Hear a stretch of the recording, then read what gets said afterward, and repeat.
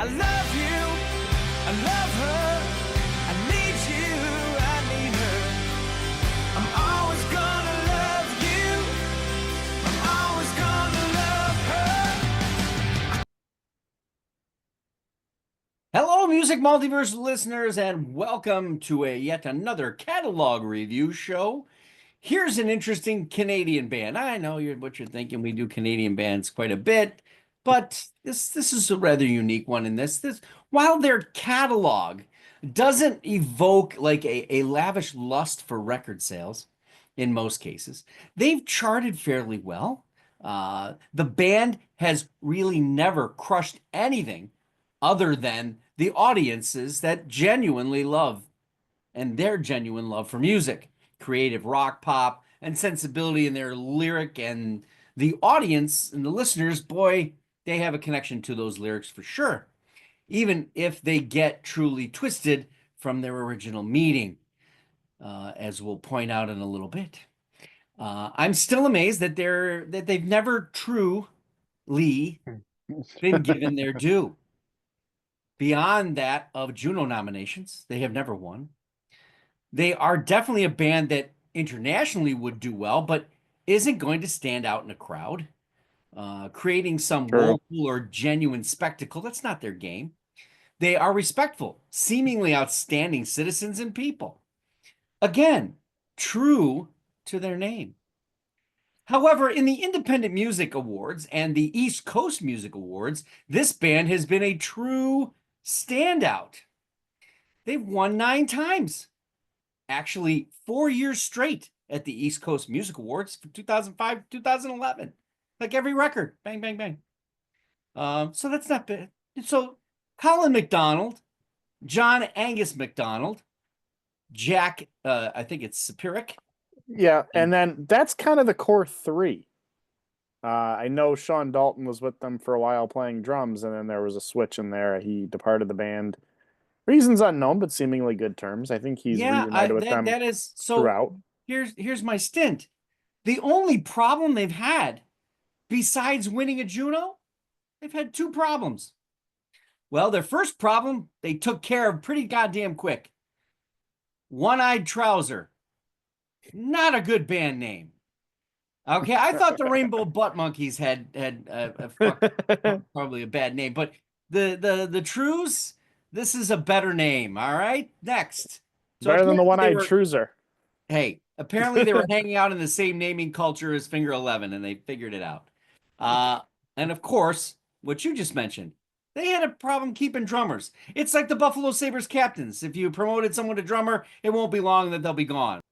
From a radio station contest win in St. Catharines, which is far from their hometown in Nova Scotia, this band went right for it right away, putting Gordie Johnson to the task of being the production helm of the first record.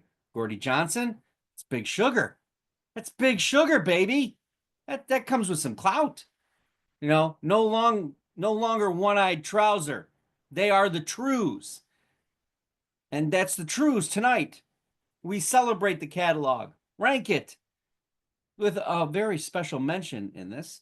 And then we get into their place in the music multiverse currently as a band that's setting in on their scene, but never seems utterly complacent. And might I add for the folks at home too on that rock search via 97.7 Hits FM has launched bands such as the Rainbow Butt Monkeys of Finger 11, the Standstills, the Glorious Sons, and a few other popular bands. But those My Darkest Days stands out as well. But a few to mention how much that for being a radio contest, it's actually proven some promotion out of it. Yeah. So on the panel tonight, the man who knows how true this all is, Alex Kalisny. He is a troubadour of sorts. We will be, ranking this album. So I hope someone has a counter going for those. Yes, I'm hoping to get up there with Paul McCartney for freedom. Okay.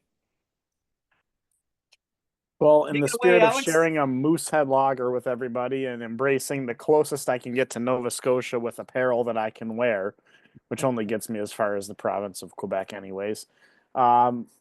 Yeah, this is a band that, at least from my history of them, takes me back to high school, driving to hockey, being able to dip into the Canadian radio scene, and of course the Rock Search being 97.7. That was before 94.9 for me. 97.7 was my intro to a lot of Canadian music that I had not heard before and couldn't get on the airwaves over here, and something that was a shared likeness of my father and I.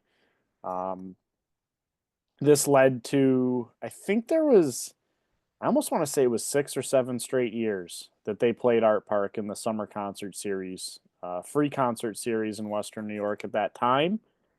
And I think that's where I fell in love with their performance because of the consistency of how good they were live. You could enjoy every show for what it was. There was very little of a quality diminishment being live. Some of my fondest memories include even when they. This is a very big theme to this band. They would go on, play one of their songs in the middle. They would cover something else, and they would jump back into where the song they were originally playing was. Mhm. And standouts for me. I remember after Michael Jackson died, and the band in the middle, one of their songs walked off, and Colin McDonald playing Billie Jean in the center stage, and um, frequently, if you see their concerts nowadays, Humble Pie's 30 Days in the Hole comes in. That one's a standout. What I do love now, especially as they've played more town ballroom, less outdoor concerts in this area, um, you see a lot more of a little bit of a back and forth. John Angus will walk out into the crowd. You see a little drum and guitar war going back and forth, and it truly, pun intended, one of the better guitarists I have seen live. Uh, John Angus can absolutely shred. Colin, for a vocalist, man, I hope he never loses a step. He sure as hell hasn't now. There's such a range to it. There's something authentic about the raspiness to that voice that makes it a great live performance.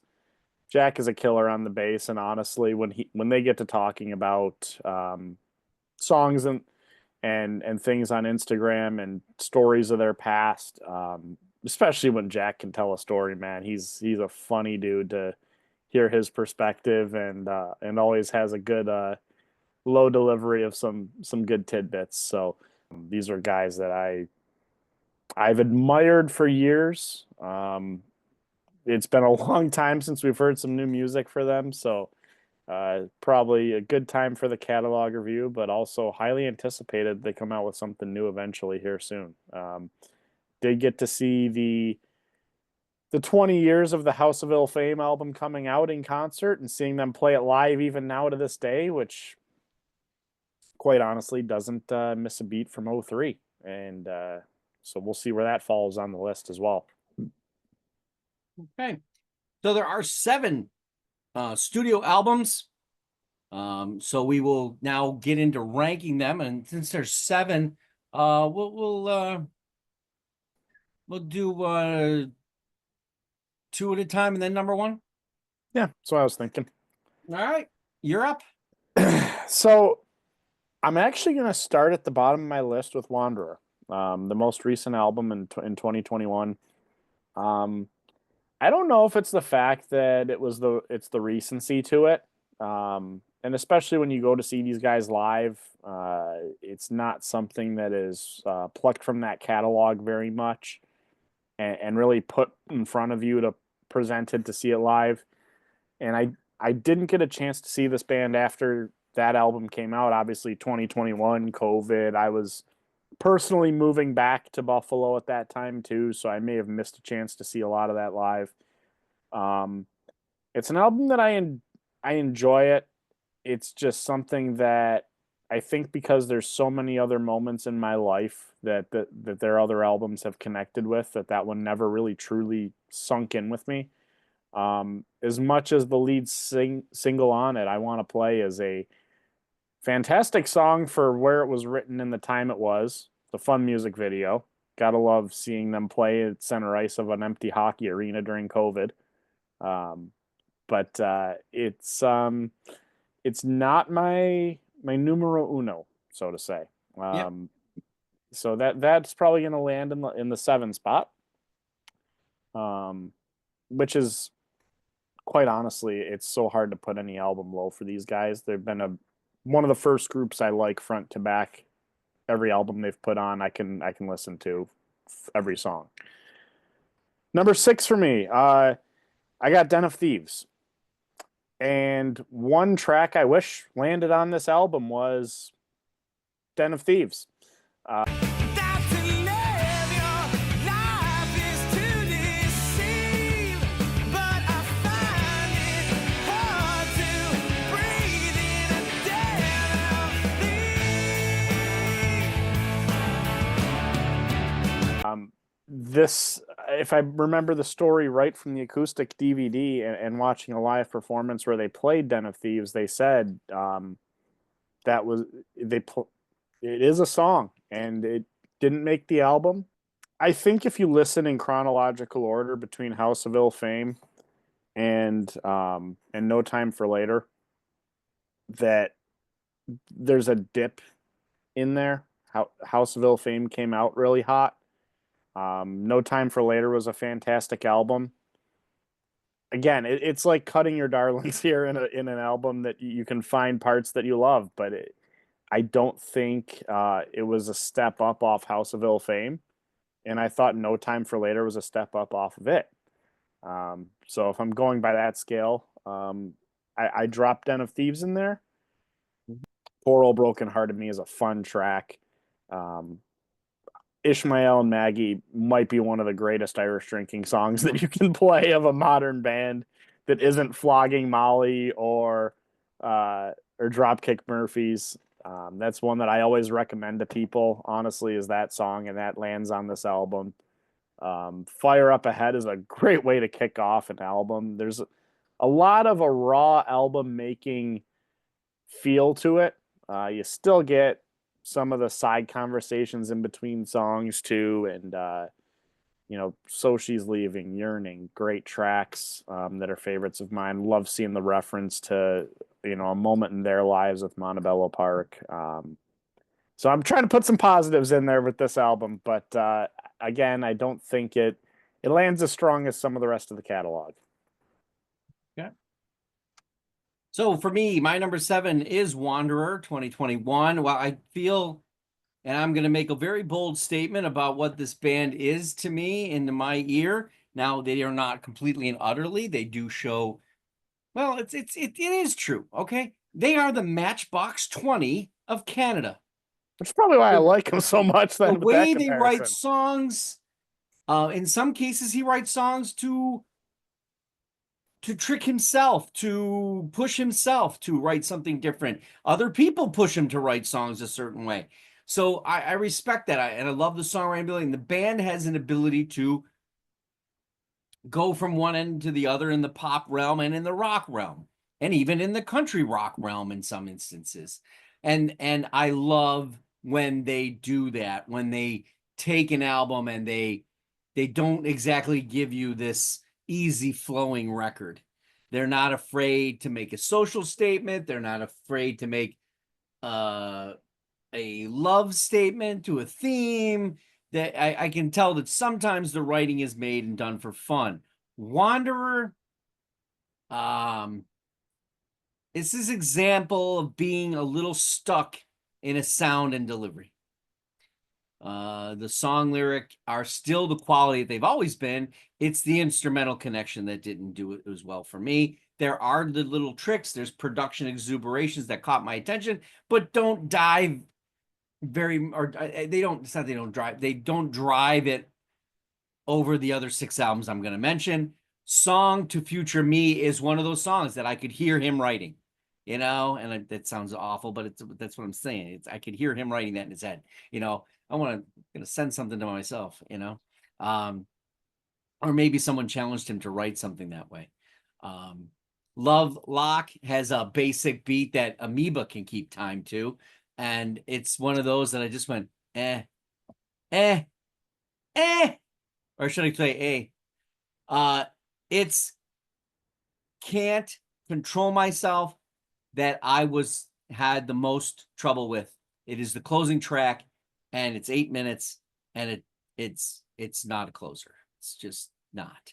The order of this album didn't do anything for me. This is was easy at number 7. I even went back another time just to make sure that that wasn't where my head was at. Now, Alex and I are probably made different because remember, I was in on the band at the beginning. I know where Canadian music was before that, and the Canadian invasion, and this is something where things are going. And this is one of those bands that people talked about being, they were, here's the next Tragically Hip. I will talk about that in a little bit. My number 6 is Hope and Ruin from 2011. This came on the heels of what I believe is one of the best acoustic live shows ever recorded in Canada by a band. Keyword recorded.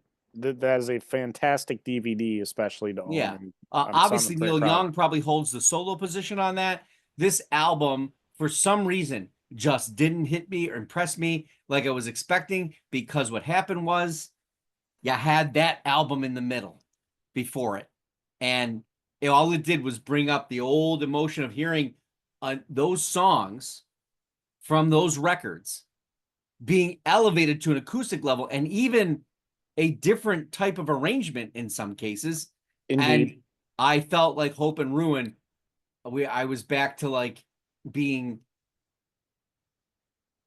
like I didn't know the band again. Like I'm here. I got to go through this all over again. I don't mind it, but nothing caught me. I even have a song in here. I don't have any explanation other than that being in that marker there was destructive apparently for me. And that when I got that, because I was like, oh my God, they just killed it. They are going to crush this record. And I was kind of like, this is it's still good, but it didn't elevate to me. And so there's my 7 and 6. I'll back to you.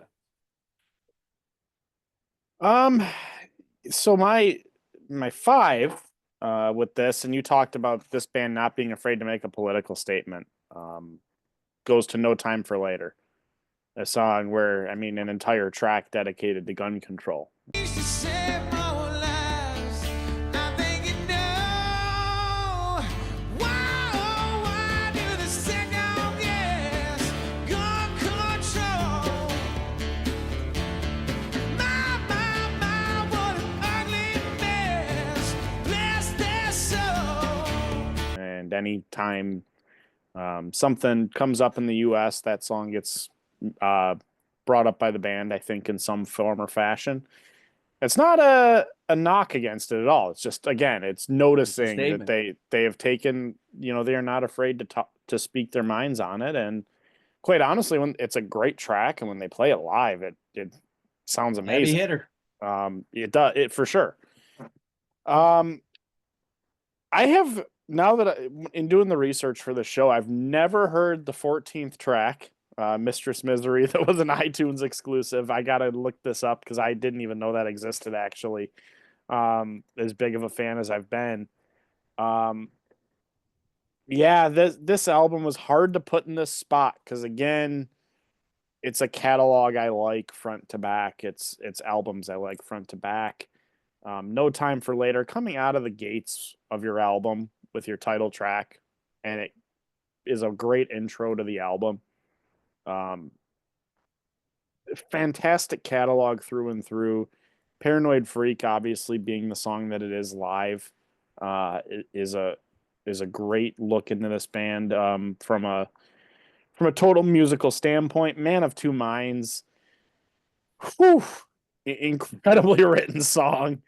And I would be remiss to say that there is a collection of people who haven't, in some interpretation of that lyrically, have been in that scenario. I love you, I love her, I need you, I need her.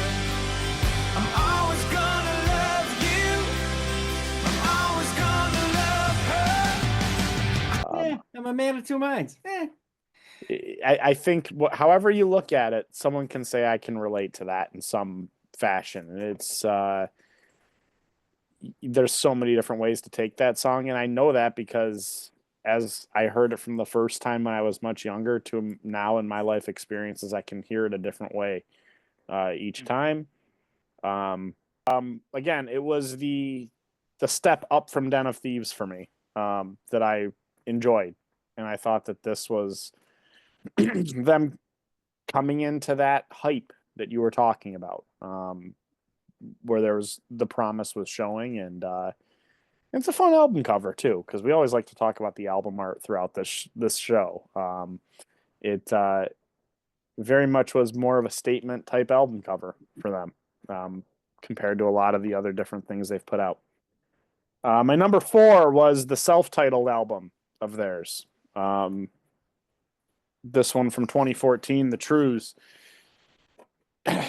The fact that this debuted number 3 on the Canadian chart and was the band's highest in their history, Rise in the Wake is a great way to start off. I know they've done it with shows, and I know that it's a good way for their album to go. Towards the end, really good, meaningful songs. Under the Sun. I always liked Living the Dream. That's been a track that showed off a lot of Collins' range in that. New King is a very powerful song, and it's such a great close to the album. It finishes so strong to it, from how they made it. Sentimentalist is one of those ones that if you listen to the Trews catalog lyrically, they will put things in there and you eventually pick them up as you listen to it through more and more. And yeah, this is a very complete album for me, and one that I want to say this was Sean's last album drumming for them as well. Yeah, I believe that is correct. So the True self-titled lands at number 4 for me. Okay. Well, it lands at number 5 for me. A little bit more musicology to this album. A little bit more instruments getting thrown in. You got your cello, and of course you bring in a solo artist who, at that time, was probably starting to feel like the biggie of Canada, and that's Serena Ryder. She's coming off a great couple of records. So you get a little bit of indie in this too. Still, like you said, the songs are great. And, the Sentimentalist has always been a sentimental favorite. Whereas, In the Morning, which is that features Serena Ryder, is a nice complemental vocal with him. So it's one thing he has a delivery. Like I said, Matchbox 20. He's not as smooth as Rob Thomas. But the fact of the matter is that is the truth, right? So that's what the difference is. But just how the songwriting happens, how this debuted at number 3, I don't. It's mind blowing to me because of how I placed the catalog, but also how things were going with the band in general of like the fever in our area of upstate New York with them kind of had tapered off at this juncture. I don't know that it fully did at that time. Well, for my bracket of people who were, because just so you know, I saw this band, they opened for my heroes, most of them. Okay. This band played for those bands, right? So we used to go and see the bands that would open for them and go, oh my God, can't wait to see them. Can't wait to see them. Well, we kind of, as per record sales, it's easy to see, it's easy to tell. Right. I don't know that they fully tapered off, so to speak. I think coming off of that album in some way, as much as you and I speak highly of it in some fashion, somewhere off of that, and I don't know why. I don't think it was the music, but they dipped. No, other artists. Okay, again with this band, that there's era, never a lot of people came about. There's never a stranglehold on you. Go listen to me. Correct. Right? Okay. They got a signature. They got a sound. They're willing to. It's the same with the Arkells. There's no grip of the neck.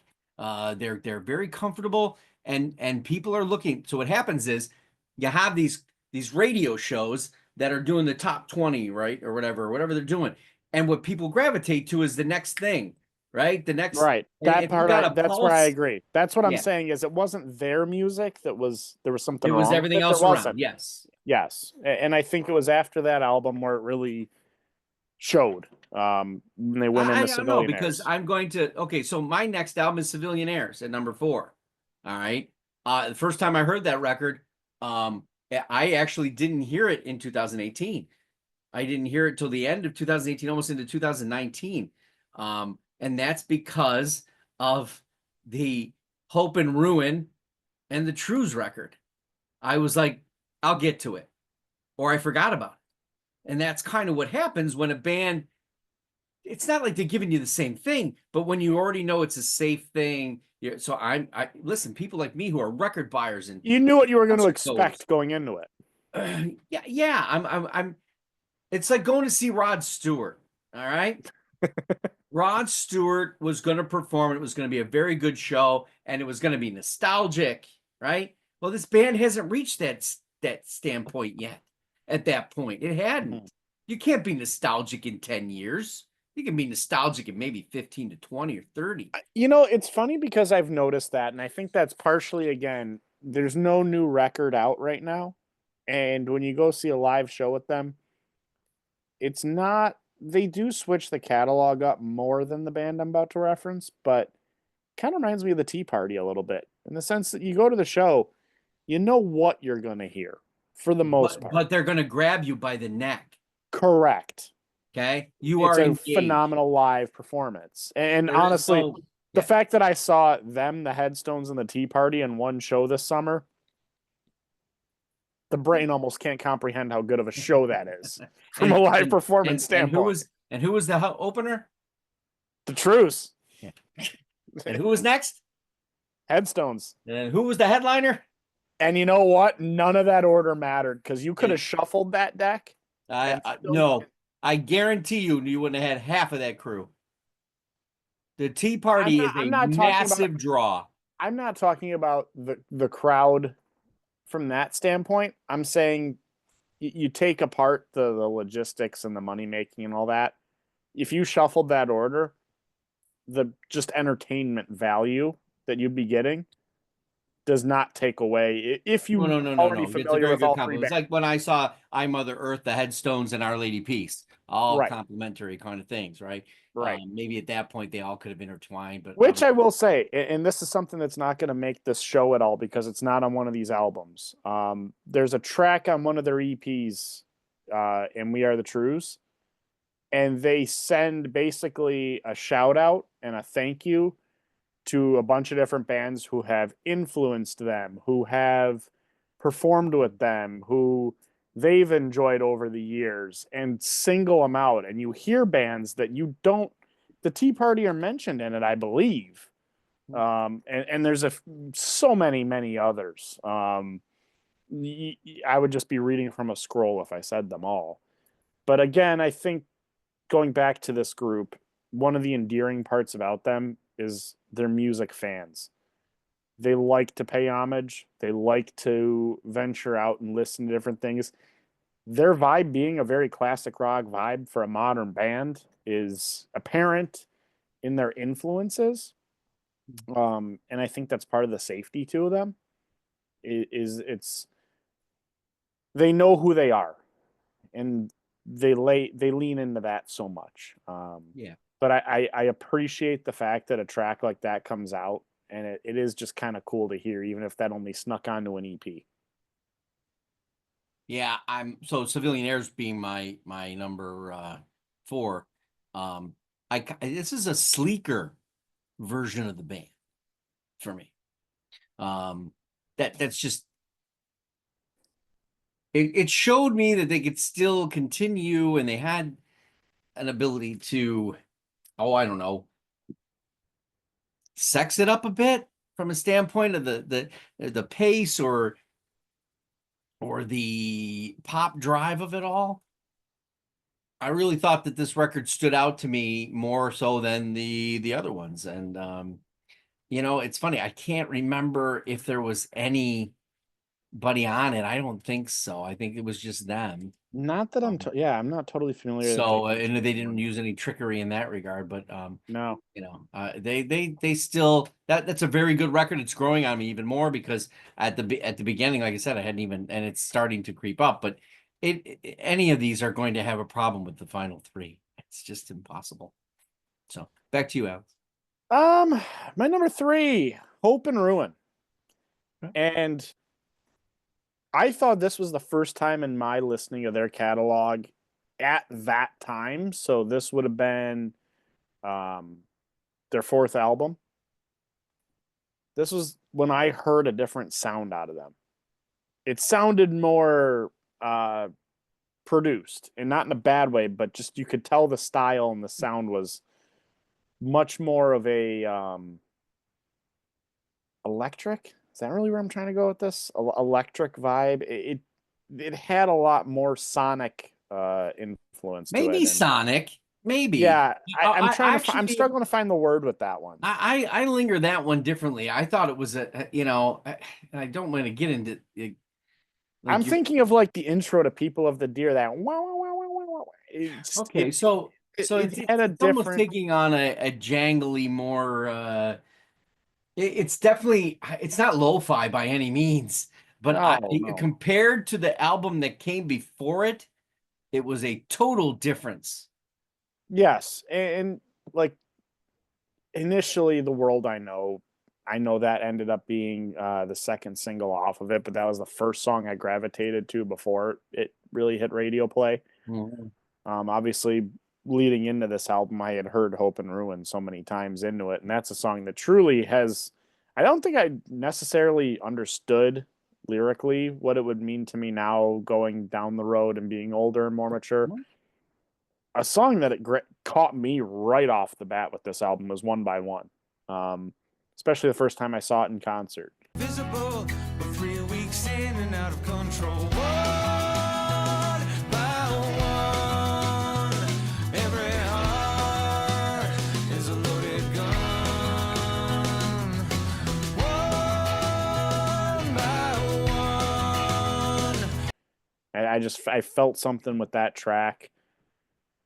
I do like what they did with the production. I think it was in Burned where they opened up. He had the bottle cap coming off and hearing it hit the ground as the intro like sound to the track, and it just kind of fit with how they led into it. It was a fun way to hear the intro of a song where it's not even about cracking one of these open. It was just the sound part just had a little bit of authenticity to it doing that, where they were just getting ready to jam out for that session. I'll always say it. Great album front to back. It was a different time period for them. It was also a different time period in my life. I was going into college and living alone for the first time. This album was kind of a comfort album for me at that time in my life. So I can picture where I was playing this one of the first few times on move-in day, and that was just kind of my way of resetting. And this album has followed me from a sentimental standpoint too. So Nice. it was hard for me to put that one in there, but I think what I really wanted to say with this album at the beginning was as well. I thought this is an album where John Angus's guitar really shined. Number 2 actually ends up. Man, I fought this one for number 1. I really did. Civilianaires has, like you said, grown on you. It has grown on me completely. I would love to know, because I really thought that this was going to kick off a string of album making for them. When I heard the new Us, especially, because I'm like, oh shit, something's coming in their heads down the road much further. And I'd still love to know if there's a new them to come. But there's so many tracks in here where they went a little less heavy, but there's so much more meaning and depth to, I think, what the tracks were by slowing that pace down a little bit. Let the Great World Spin is a fantastic track. I'm a big fan of Civilianaires. I believe there's a few shout outs in that to other bands as well in the lyrics. And Bar Star's a great track. Time Speeding Up is one that, as I've gotten older and I got through my upper 20s of age, started to hit a little bit when I was listening to the lyrics of that. So, yeah, Leave It Alone, Vintage Love, Up Sweet Babies. There's times where that song, if I could hit a shuffle and that comes on, it's one you don't skip either. And I'm a shuffler in my playlists. So, yeah, very complete album, very different sound from just how much more mellow they took it.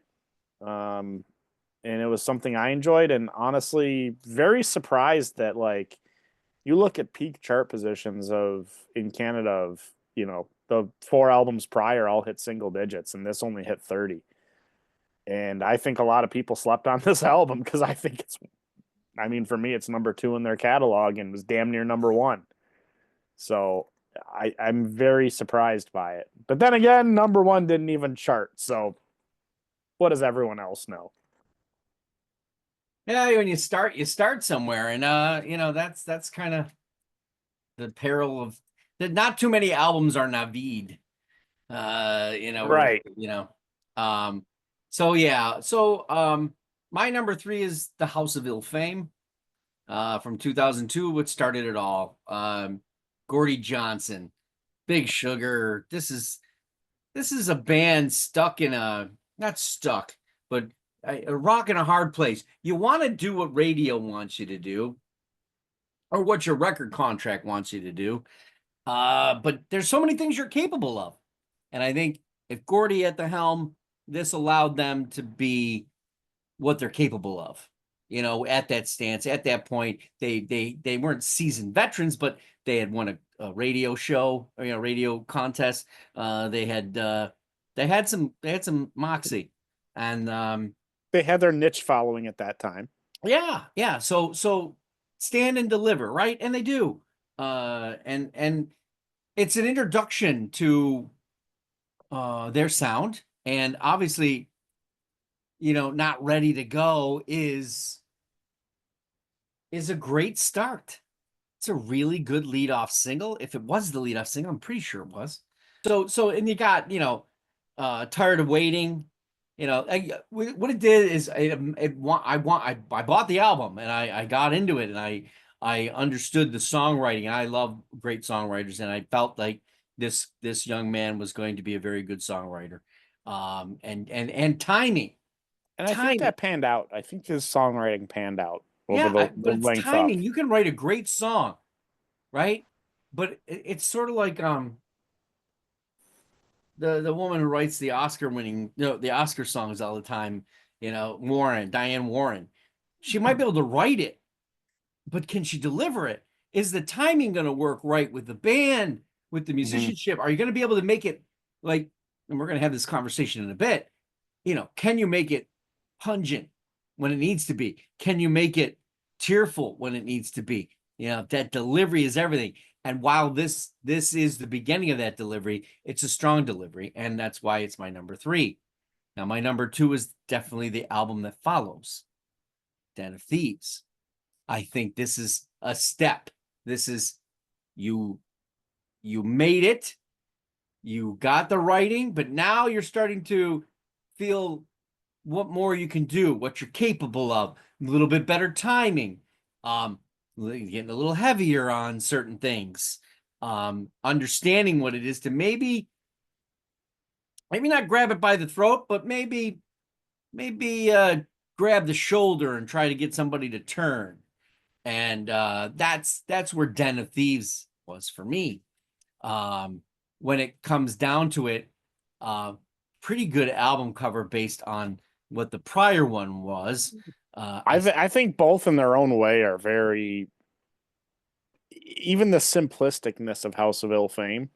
Yeah, I mean, I don't look at that record cover as being anything, but this one tells me, okay, I got a band that wants to let loose. All right. And that's exactly where this is. This is where this album is. It's a let loose. It's got a little bit of everything on it. And this is where my Matchbox 20 thing comes in, where they're able to deliver all kinds of different songs. And what is this, 15 tracks? I mean, yeah. I mean, this is, Was a and band ready to let the catalog out? For what yeah. I think they had, and especially for, those of us fans who have watched the acoustic DVD, there's a lot of talk about the group within that. Um, I think that they had such a catalog written at that time, and so many, for lack of better words, bullets in the chamber, that they could have used. Mhm. And they had to cut a lot. I mean, shit, like picking a list for this band for me, they had to cut a lot of things out that they probably really liked, to No, put these catalogs out. they just, this is an example of the different types of songwriting that's going on. Nothing is samey, which is good. They're not there's no click track that I'm really hearing, although they probably used it, I'm sure, but poor old broken hearted me.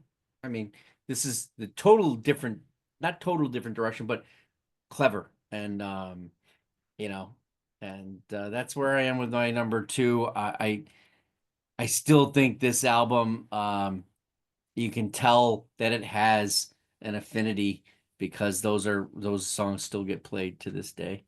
And For the sure. and they're taking a little bit more time to recraft them in the live performances, which we'll talk about. Um, Alex, you're number one. See, I'm going to go back to the beginning. For a debut album, and what I love is I actually am a big proponent of having something that you put in your ears and listen to sound as good as when you go and see the band. And I moved this up, and why I gave it the notch over Civilianaires for me for House of Ill Fame was seeing them perform this catalog in order live Mhm. in the 20th anniversary last year. It sounds the damn same as it did day one. And I love that because it's so raw and it's such a from studio to stage album. And I think that's why I gravitate to it so hard, as a favorite, because what I'm putting in my ears on a Sunday through Saturday basis is the same thing I'm going to get on a Friday night at the town ballroom from them playing any of these tracks or this album as they did that night. And I love that about it. It highlights every good feature of this band, from Dalton's drums at the very beginning to start off in every in ambition to the second John Angus hits those first few notes and not ready to go. And Colin's vocals then obviously carrying throughout that. I mean, shit, like the seventh track of this album, Fleeting Trust, I've watched them kick off a concert just playing that static at the beginning. And hitting the repeat with that. Like, it has so much to it from that sense. It has, again, getting to see the band talk about some of these songs over the years, and hearing what Hollis and Morris meant to them. I think I saw this band in 2010 or 11. So they would have been, I think it would have been 2011, or I think it would have been 2011 because Hope and Ruin had just come out, which is how I'm kind of bookmarking this in my head of all those Art Park concerts. And there was one dude in the front 3 rows of the concert who just after every song yelled, "Play Stray!" And mind you, it's the last track on the first album, and Yeah, one that to that point I'd probably seen them 3 times. Never heard them never play it played it. live. And they fucking played it. And it was, first off, the guy's going nuts. So that Yeah. alone I just dismissed for what it was. But it sounded so good live that it was one of the ways that I had to go back in my listening of their full catalog at that time. And I mean, Black Halo has been I call that my Trews Halloween song a little bit. Okay. But you start to learn some of the lyrics when you get into songs like "You're So Sober," for how that was written. I've heard some stories about that over the years. Why Bother was a favorite of mine right from the beginning and the get go. So much of this album is a live performance. Your Part of their attachment and the live performance to it, yeah, right? Yeah, it's that's part gonna of their happen to live everybody. catalog a lot. Yeah. So many parts of this, and Mm-hmm. there's tracks that they leave off of the live performances that from this that when I got to hear them this year for the 20th anniversary reset of it, um, I was so glad to hear them finally in person. Confessions, When You Leave, Hopeless, um, just tracks that I seldom heard over the years that were just, it was refreshing to hear something like those different come back. And um, again, a debut album to make a statement. And like you said, to follow the company line of the record company or to come out and create your own banger. I'm not saying this is a Navid by any means.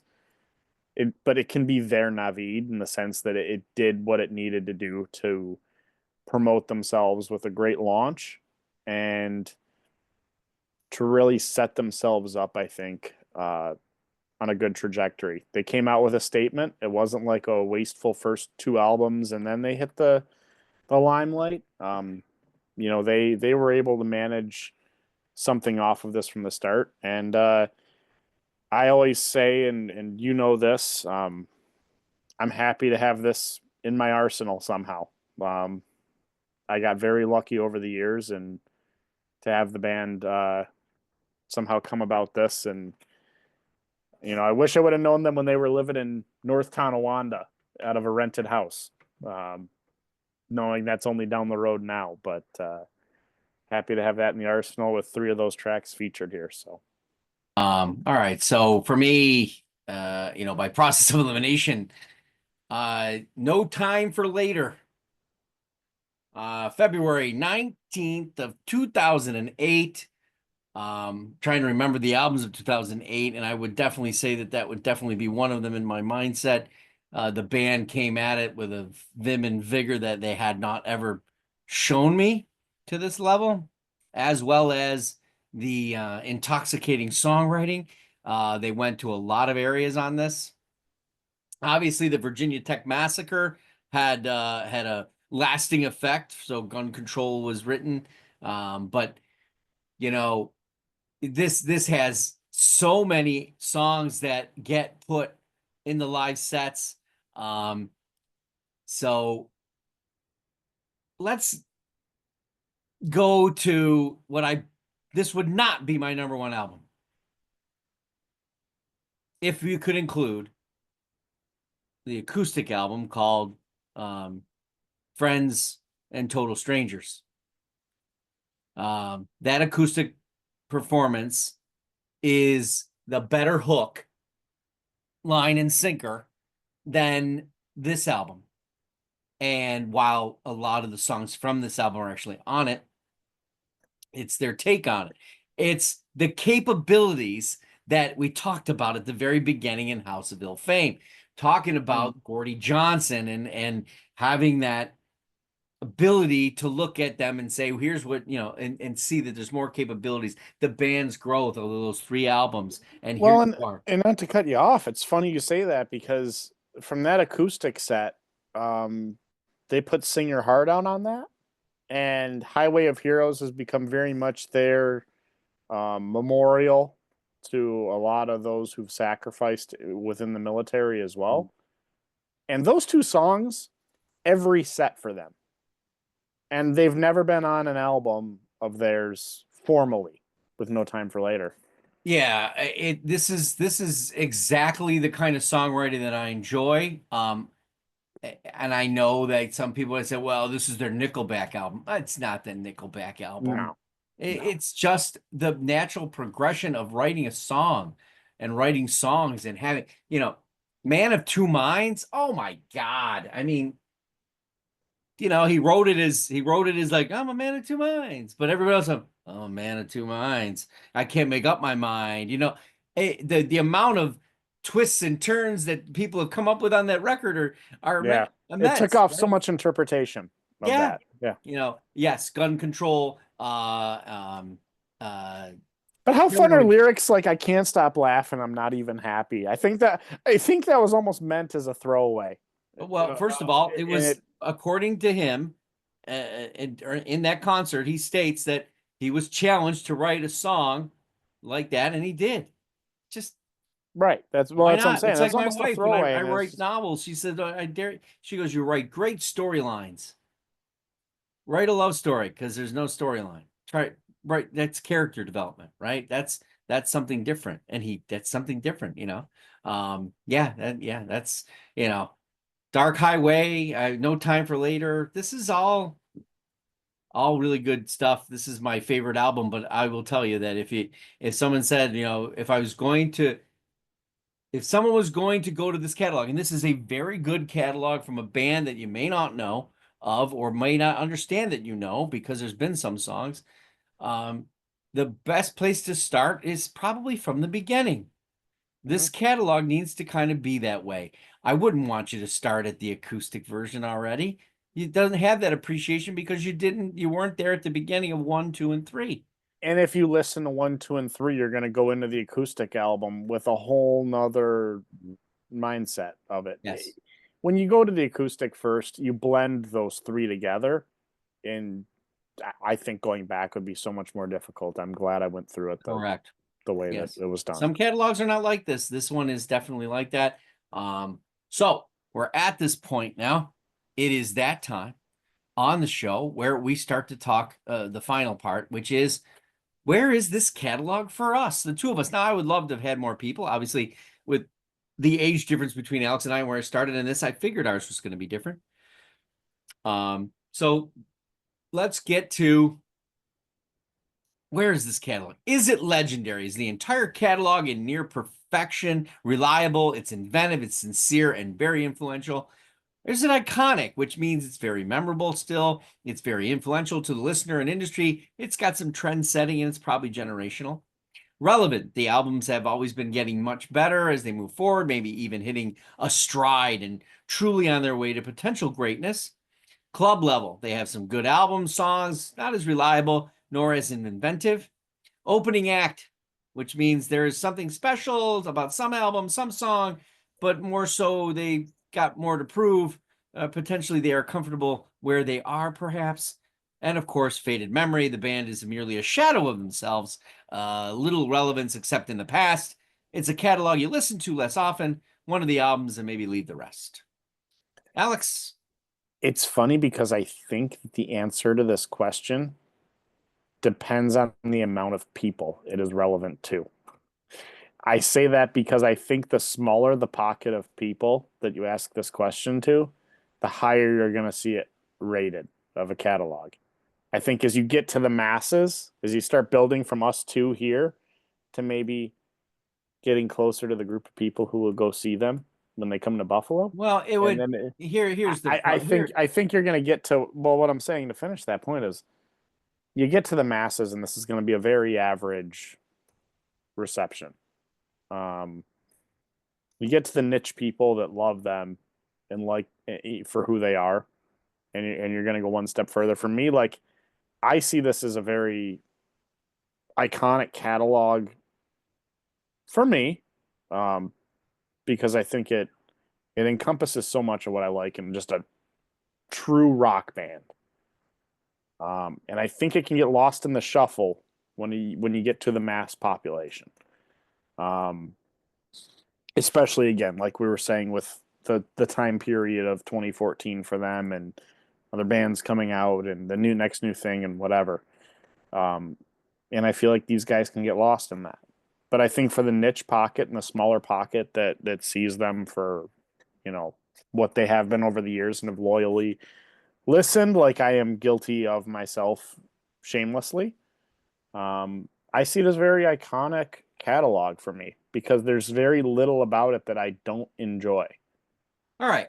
But again, that's also for my listening. I'm not trying to say that answer necessarily for where I think it lands for everyone else, but I think within my catalog of listening, um, it's when I think of bands to tell people that I like these guys are in it, and there's not a single thing I dislike to listen to out of them that I could just say nah and push it off. All right. So on my end of things, I always look at it in the grand scope of the entire. I got to win you over. All right. I got to win you, the music multiverse traveler. I've got to win you over on this band. I can't win you over by saying they're iconic, they're legendary. I have to do it by putting it in its place so that you can identify, so that you can maybe get to know them. Because this is a band that's technically Canadian. For the most part, that's where their record sales are. It's Right. not here in the United States, but as for instance of the Tragically Hip, when you make a statement of iconic or legendary, that has a better hold because of the catalog, the breadth, the total concert tours, roadside attractions, these kind of things. The Trews, this is not who they are. It just isn't. They're a band. They like to play. They write beautiful songs. They write clever songs. They write moody songs. They run a gamut. So that's why I made the comment of Matchbox 20, because that's a kind of style and a place to put it. So when I talk about this band, they are very relevant because their albums continually move them forward. Maybe even they've hit a stride already. It's what comes next that will tell you. They don't want to, as again, I keep using the analogy of grabbing anything by the throat, but they do grab your ear. With the lyrics, they do grab your ear with certain catchiness in guitar work or drums or even piano in keyboard that's entered. They have a very keen sense of their audience, and that's why they'll remain relevant, because they have that. Are they going to be able to grab somebody different? Like an example of this, and I'll go to the black metal world, would be Blood Incantation. All right. I would assume that the dark metal people knew who Blood Incantation was.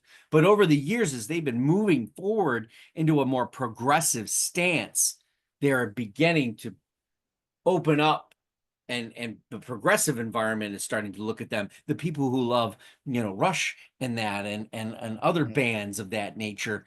So this is a band that has not tried to step too far left or right or grab something. A little bit of country here, and then a little bit of pop over here. They've got a little bit more audience, or they lose something because it's not as hard hitting as maybe No Time for Later in the pace. That's definitely a big separation in their catalog that I think a pocket wasn't ready And that's for. the same thing Matchbox 20 does. Oh my God, sure. they're all like a Rob Thomas kind of thing, and it's not the band. This is a band, and they definitely are all together in this. This is it's a relevant catalog. It is something, and if you've not looked or gone down the rabbit hole of this band, the one thing that they're why they misspelled true, they are a very true band. And on this catalog review show, the reason this band is on this catalog review show is because they have a relevancy, and if you have not listened to them, they are due to they should be something that you should experience, at least to try, because they fit a lot of check marks. Matchbox sure. 20, Fleetwood Mac in certain areas, and stuff like that. Anything in the realm of Canadian pop rock, and they have a wide catalog. But again, if you're going to do this, it should be in order. Start at the beginning. Absolutely. I couldn't agree more. And again, when I classify them in iconic, for me, it's very a personal rating that I'm giving that. And I think that's more so, hooking on them as the fan that I have. It's the ease of being able to get into them. I know they're very much you're into them or you're not, but I'm actually pleasantly surprised as the years have gone on, how many more people that I've found that have heard of this band, who have enjoyed this band, listened to this band, that never have talked about this band publicly. I'm more so going off of social media when I say that.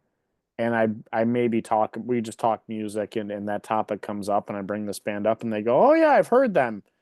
And they'll talk about them then, and I'm going, where did this come from now? And you start to realize, when I say iconic, it's not blown up, it's not in front of you. It's very much a niche, and it's something that is kind of, to use a modern term, if you know, you know. The Trews are in town, and the buzz picks up to want to be at that concert for a pocket of people. I am surprised. I am surprised at the non-embracing record sales of this band in their home country right now.